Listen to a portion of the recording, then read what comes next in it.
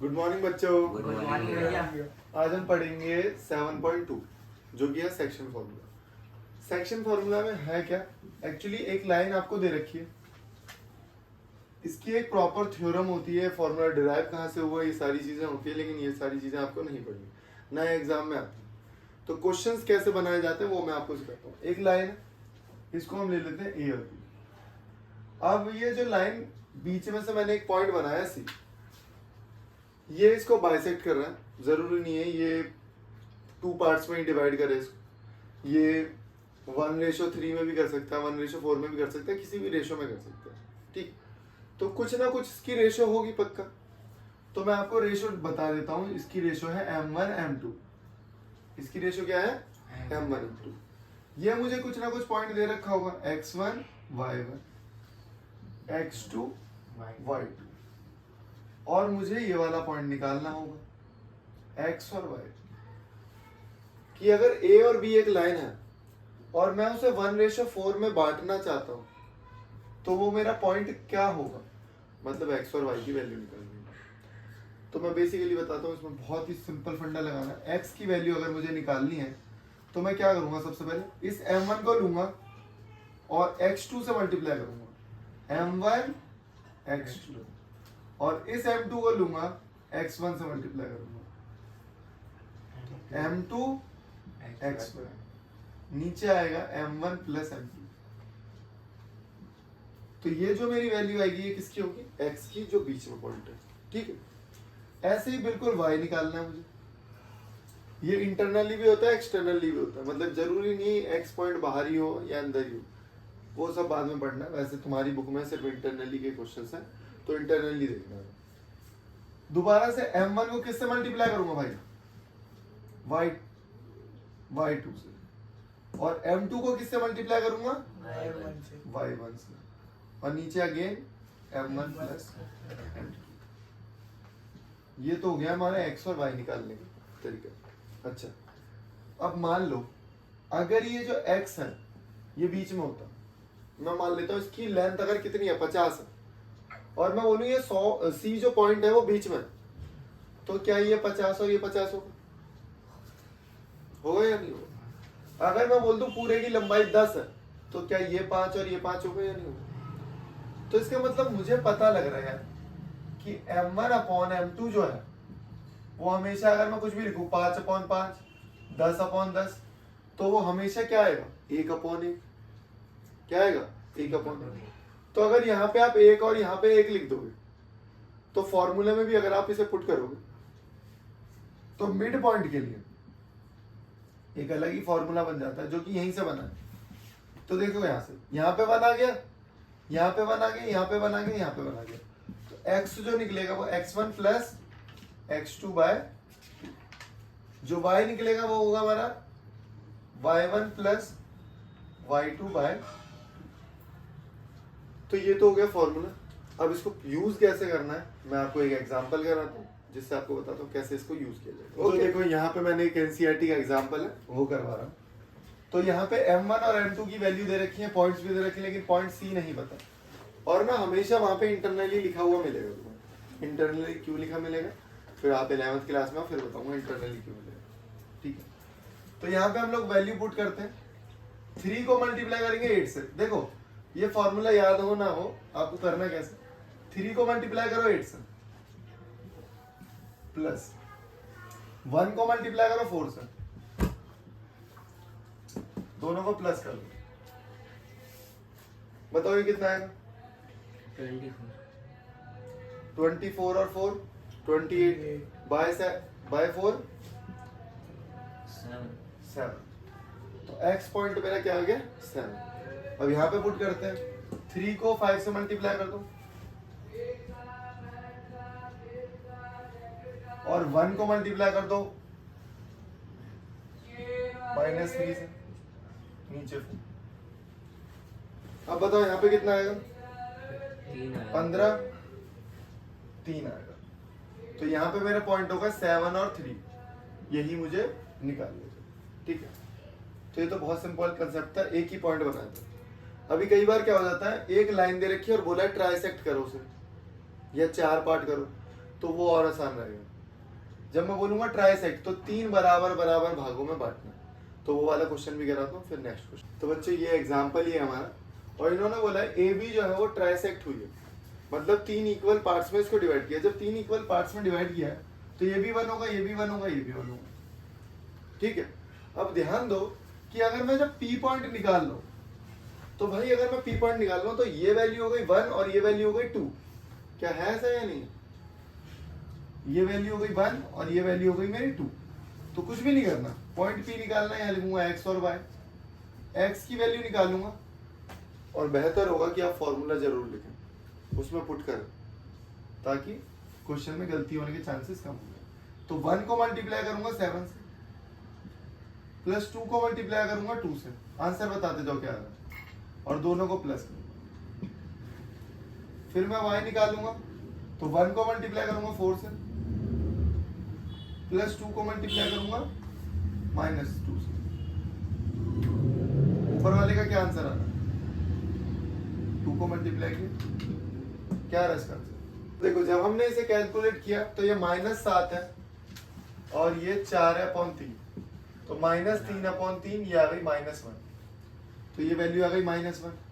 ये कितना आ जाएगा? 4 में से 4 गया 0, तो ये वैल्यू आ गई 0। अच्छा, जब ये वैल्यू निकल जाएगी, अब इसके बाद मैं आपको बताता हूँ ये वाली वैल्यू निकालना कितनी आसान है। भाई एक बात बताओ, P और B के लिए, क्या P और B के लिए ये जो Q है वो मिड पॉइंट नहीं है? अब मैं ये क्वेश्चन चेंज कर दे रहा हूँ, रेशो हटा दे रहा हूँ। ठीक है, क्वेश्चन आप उतार लेना पॉज करके वीडियो को। यहाँ पे देखो, क्या ये मैंने बताया था ट्राइसेक्ट है, तो ये जो Q है, क्या ये इसका मिड पॉइंट नहीं है?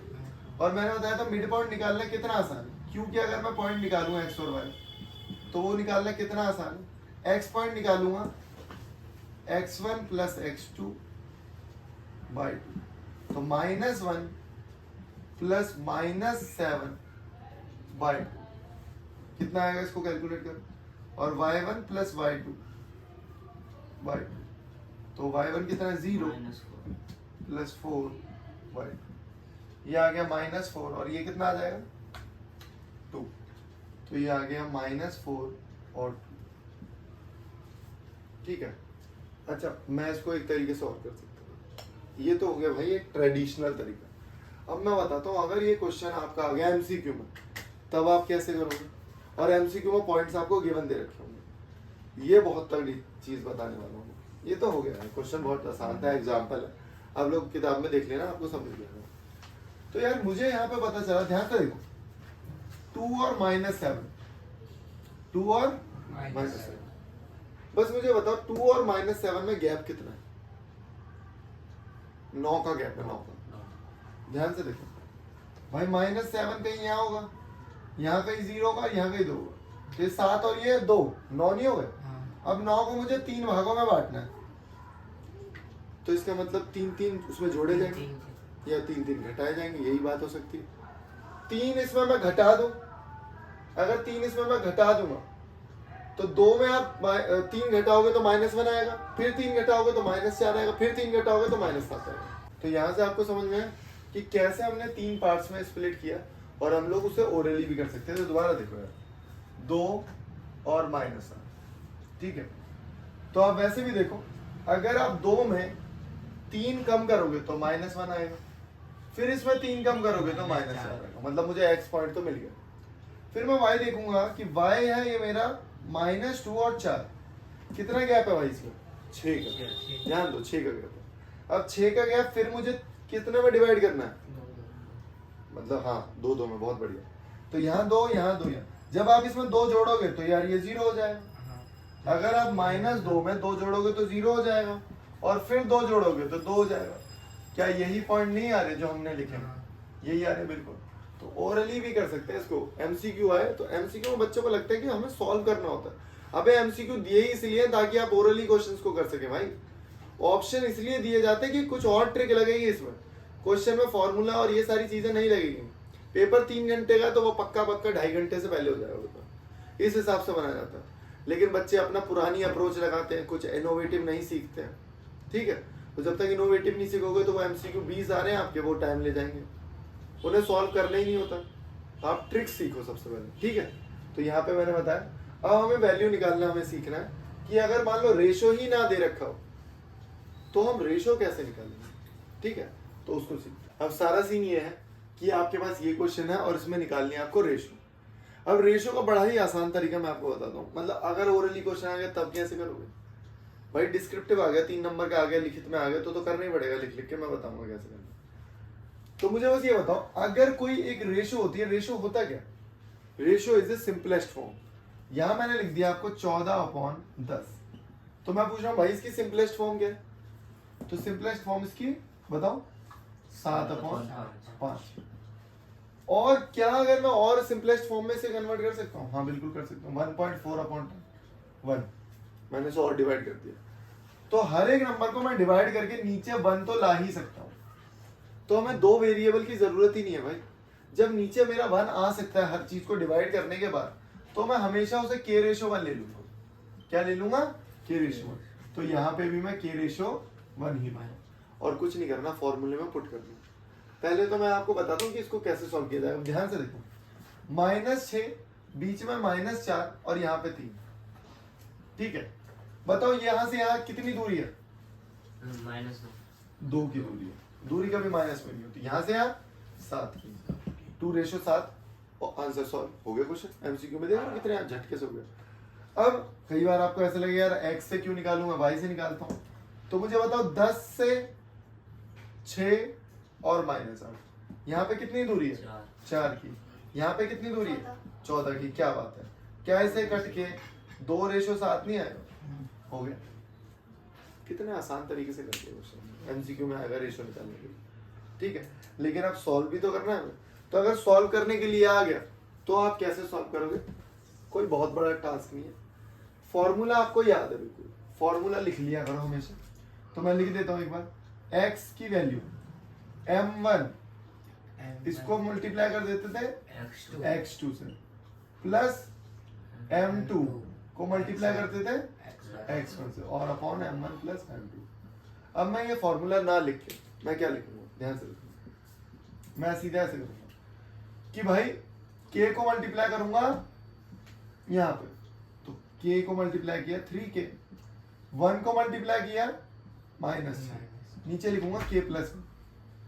नीचे क्या लिखूंगा, k प्लस 1। इसकी वैल्यू क्या है, -4। ये वैल्यू हमें पता है, यही वैल्यू तो हम हर बार निकालते हैं। तो यहाँ लिखो -3k -6 k प्लस 1। अब आप इसे वैल्यू को इधर भेजो। तो जब आप वैल्यू को क्रॉस मल्टीप्लाई करोगे तो बताओ -4k और -k4, k को इधर लेके आओ, तो 4k और 3k, 4k और 3k, क्या -7 हो गया। माइनस से माइनस काट दो, k की वैल्यू आ गई 2:7, जो कि हम पहले ही निकाल चुके हैं। ये तो हो गया हमारा x वाला तरीका। अब हमें जैसे y वाले तरीके से भी निकालना है, तो कोई बहुत बड़ा टास्क नहीं है। k को y से मल्टीप्लाई करो -8 के, 1 को मल्टीप्लाई करो 10 से, 1 × 10 अपॉन k प्लस 1। यहाँ पे वैल्यू कितनी है, 6, लिखो 6, -8k प्लस 10 k प्लस 1, इसको क्रॉस कर दो, 6k plus 1, 8k plus 10, multiply करो 6k प्लस 6, 8k प्लस 10, इसको इधर भेजो, तो ये कितना हो जाएगा हमारा, -2k। कुछ गड़बड़ हुई है क्या, अच्छा ये ऑलरेडी माइनस में, तो जब ये इधर आएगा तो कितना हो जाएगा भाई, 14k, और जब ये उधर जाएगा तो कितना हो जाएगा, 4। तो k आ गया हमारा 2/7, मतलब आंसर है 2:7, करेक्ट। ठीक है, तो देखो हमने कितने अच्छे तरीके से क्वेश्चन को सॉल्व किया। अब जब मैं करा रहा होता हूँ तब आप सिर्फ देखा करो, फिर जब क्वेश्चन हो जाता है उसे पॉज किया करो, समझा करो भाई कह रहा क्या है, क्योंकि यहाँ तो स्पीड बहुत तेज चल रही है। तो पहले पूरा प्रॉपर समझो कि भाई यहाँ पे क्या किया है मैंने, यहाँ पे क्या किया। निकालना दोनों नहीं है, एक ही निकालनी है, बस रेशो निकालनी थी। ये भी कर दो ये भी कर दो, ऐसा मत करना, सिर्फ आपको एक ही चीज निकालनी है। अब हम एक बहुत ही इंपॉर्टेंट टॉपिक करने जा रहे हैं, बहुत ही शानदार है, एग्जाम में पक्का आता है। अब यहाँ पे लिखा रहता है the y axis divide the line segment. अब वही है, अब एक बात बताओ, ये आपका ग्राफ है, अगर कोई लाइन को, ये लाइन ए बी है, ये लाइन क्या है, ए बी है, और इसको डिवाइड कौन कर रहा है, वाई एक्सिस कर रही है। जब वाई एक्सिस डिवाइड कर रही है इस लाइन को, तो खुद बताओ क्या वाई एक्सिस में एक्स 0 होगा और वाई कुछ ना कुछ होगा? क्या वाई एक्सिस पे एक्स क्या होगा, 0 होगा, ये तो हमें पता ही है। और यहाँ के पॉइंट नहीं बता, यहाँ के पॉइंट हमें गिवन होंगे, कितना दे रखे हैं पॉइंट, 5 minus 6 5 माइनस 6, और यहाँ पे minus 1 minus 4 -1 minus 4 और -4, और अगेन के रेशो 1, ये हमें पता। तो अब देखो दो फॉर्मेट लिखूंगा मैं, दो चीजें लिखा। पहले तो हम लोग x की वैल्यू निकालते थे, तो x की वैल्यू निकालते थे, k को मल्टीप्लाई करते थे -1 से, k को इधर और 1 को इधर, इंटू 1 को मल्टीप्लाई करते थे 5 से, और नीचे आएगा k प्लस 1। दोबारा देखो हमारा पैटर्न क्या था कि भाई ये एक लाइन है, यहाँ पे जो भी लिखा होगा वो उधर से मल्टीप्लाई होगा, और जो यहाँ पे लिखा होगा वो इधर से मल्टीप्लाई होगा, यही समझा था अभी हमने। तो यहाँ पे मैंने यही किया है। अब लेकिन मुझे इतना पता है यार, ये तो पॉइंट 0 दे रखा है, तो इसकी जगह सीधे 0 लिखो आप। यहाँ हो गया कितना, k माइनस का, यहाँ क्या हो गया 5, यहाँ हो गया k प्लस 1। जब बताओ k प्लस 1 इधर जाएगा तो क्या बचेगा, 0 हो जाएगा वो, माइनस k प्लस 5, इसको इधर भेज दो, तो भाई k की वैल्यू क्या आ गई आपकी, 5। k की वैल्यू क्या आ गई, 5। चेक करो आंसर सही है, k की वैल्यू 5 आ रही है, ठीक है। अब पॉइंट टू भाई ये है कि मुझे वाई निकालना है। अब बड़ा आसान है, पहले तो देखो लिख लेते हैं, या तो आप सीधे यहाँ 5 लिखो, कुछ करना ही नहीं है, यहाँ 5 लिखो, या फिर अगर आप वैसे लिख रहे हो, k को मल्टीप्लाई करो -4k, प्लस 1 को मल्टीप्लाई करो -6, और यहाँ पे नीचे k प्लस 1। k की वैल्यू पुट करो, यहाँ पे क्या था 5, मल्टीप्लाई करो कितना है, -20 -6, यहाँ पे 6, कितना आ गया 26/6, 13/3 माइनस का। चेक करो आंसर सही है, सही है ठीक। अब यहाँ पे अभी हमने क्या सीखा था, कई बच्चों को नहीं आ रहा हो तो वो रट लो भाई, कि the y axis divide the line segment. जब भी वाई एक्सिस डिवाइड करेगी तो आपको लिखना है 0y, क्योंकि वाई एक्सिस डिवाइड कर रही है तो y होगा, x नहीं होगा। जब भी क्वेश्चन में लिखा हुआ the x axis divide the line segment, common sense लगाओ कि जब भाई एक्स एक्सिस डिवाइड कर रही है, यहाँ पे क्या डिवाइड हो रहा है, कौन डिवाइड कर रहा है, एक्स एक्सिस डिवाइड कर रही है, तो यहाँ पे x होगा लेकिन मेरा y 0 होगा। अभी बिल्कुल एक्स एक्सिस वाला भी एनसीईआरटी का क्वेश्चन है, वो करवाता हूँ कि एक्स एक्सिस से क्वेश्चन को कैसे सॉल्व करा जाए, ठीक है। ओके, तो देखो बच्चों, क्वेश्चन नंबर 5 7.2 का, ओके। अब वहां पे दे रखा है a line divided by the x axis. भाई ये रही लाइन, इसे डिवाइड कौन कर रहा है, एक्स एक्सिस, जैसे कि फिगर में आपको दिख रहा है। तो बताओ यहाँ पे तो y 0 होता है और x कुछ भी हो सकता है, तो अब दोबारा से हम लोग क्या करेंगे, यहाँ ले लेंगे k रेशो 1, तो मल्टीप्लाई करेंगे अगेन, x की वैल्यू निकालूंगा, यहाँ पे y की वैल्यू निकालूंगा, तो x को मल्टीप्लाई करूंगा -4 से, k को सॉरी, k को मल्टीप्लाई किया -4 से, यह है 1 को मल्टीप्लाई किया 1 से, 1 अपॉन k प्लस 1, ओके। यहाँ पे y है तो भाई k को मल्टीप्लाई करूंगा y से 5k, प्लस 1 को मल्टीप्लाई करूंगा -5 से, और यहाँ पे आएगा k प्लस 1। ये लेकिन पॉइंट मुझे पता है क्या है, 0। ये वाला पॉइंट पता है ना मुझे भाई, कुछ नहीं करना। अब ये वाला नीचे वाला हिस्सा भी अगर यहाँ पे आएगा तो क्या वो भी 0 हो जाएगा। इसका मतलब 5k - 5 बराबर 0। k की वैल्यू इसको उधर भेजो, 5/5, k की वैल्यू आ गई 1। कोई दिक्कत, ठीक है। तो इसका मतलब ये 1:1 में डिवाइड होगा, हो गया। और बता एक चीज और बताओ, अगर आपको ट्रिकी करना है, ट्रिकी कुछ नहीं है, पेन नहीं उठाना, तो भाई मैंने देखा यार, ये रहा -5, ये रहा 5, ये मुझे नहीं पता k रेशो 1, x भी नहीं पता, एक पॉइंट तो पता मुझे, एक पॉइंट मुझे पता है, अब दिमाग लगाऊंगा मैं, जो कि है नहीं तुम्हारे पास। भाई -5 से लेके 5 तक और बीच में 0 पड़ रहा है, इसका मतलब क्या, बराबर दूरी होगी, कॉमन सेंस लगाओ। क्या -5 से 5 पे जाना और बीच में 0 पड़ रहा है, इसका मतलब बराबर नहीं है, और बराबर है इसका मतलब k की वैल्यू क्या है 1 है। अब कॉमन सेंस लगाओ और k की वैल्यू 1 है और आपको x की वैल्यू भी निकालनी है भाई अभी, तो 1 और ये दोनों को जोड़ेंगे और बाई 2 करेंगे, पता कितना आएगा -3/2 है ना। बस नहीं तो ये तो है ही एक तरीका, ये तो मैंने आपको एमसीक्यू के लिए बताया। k की वैल्यू 1 है, 1 पुट करो इधर, तो बताओ 1 पुट करोगे तो क्या आएगा -3/2, और ये हमारा आंसर है। मैंने आपको एक अलग तरीका भी सिखाया है एमसीक्यू के कंसेप्ट से, इनको 2 बार देखना लेक्चर, एक बार देखने से भाई नहीं आती चीजें समझ, एक बार देखो उनको नोट डाउन करो, सारी चीजों को समझो, ठीक है।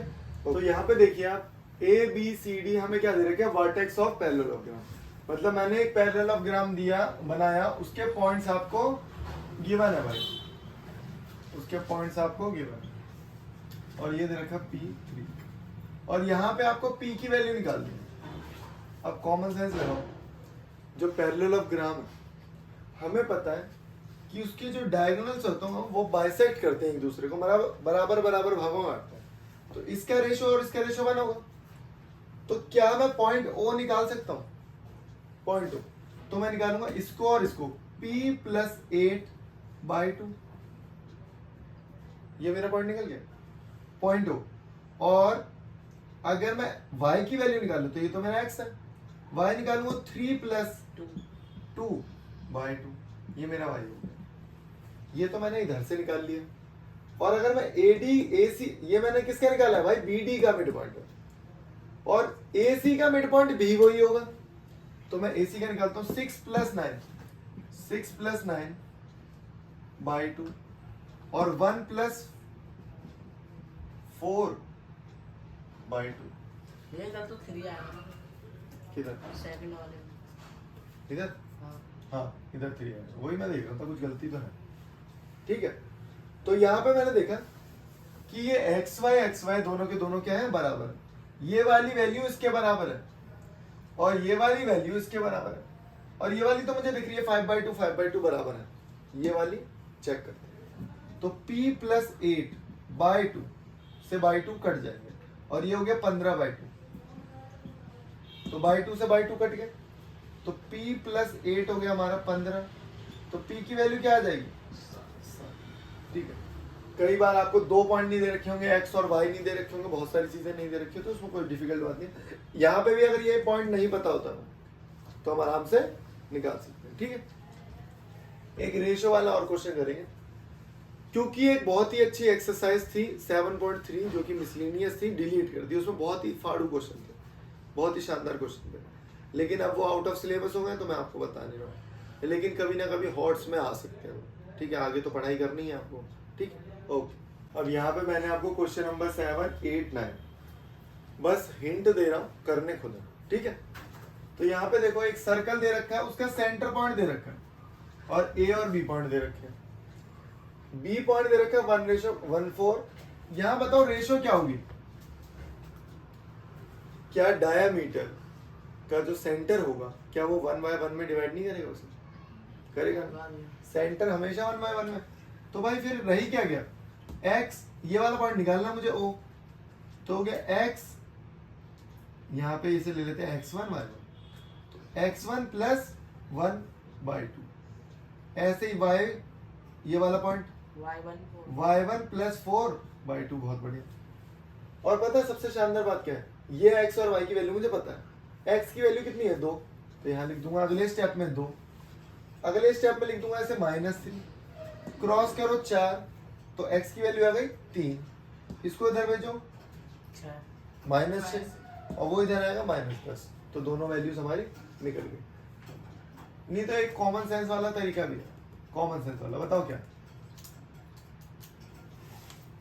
बताओ देखो कॉमन सेंस क्या है, अगर एमसीक्यू में आ जाए क्वेश्चन, तो मैंने देखा यार 2 से ये 1 पे गया, 1 कम हुआ, तो यहाँ पे भी 1 कम होगा, तो यहाँ पे क्या होना चाहिए जो 1 कम करके 2 आ जाए, 3 होना चाहिए, 3 ही आ रही थी आंसर, बहुत बढ़िया। 4 से -3 के बीच में इधर आना है मुझे, कितना गैप है, 7 का, क्या बात है, बहुत बढ़िया।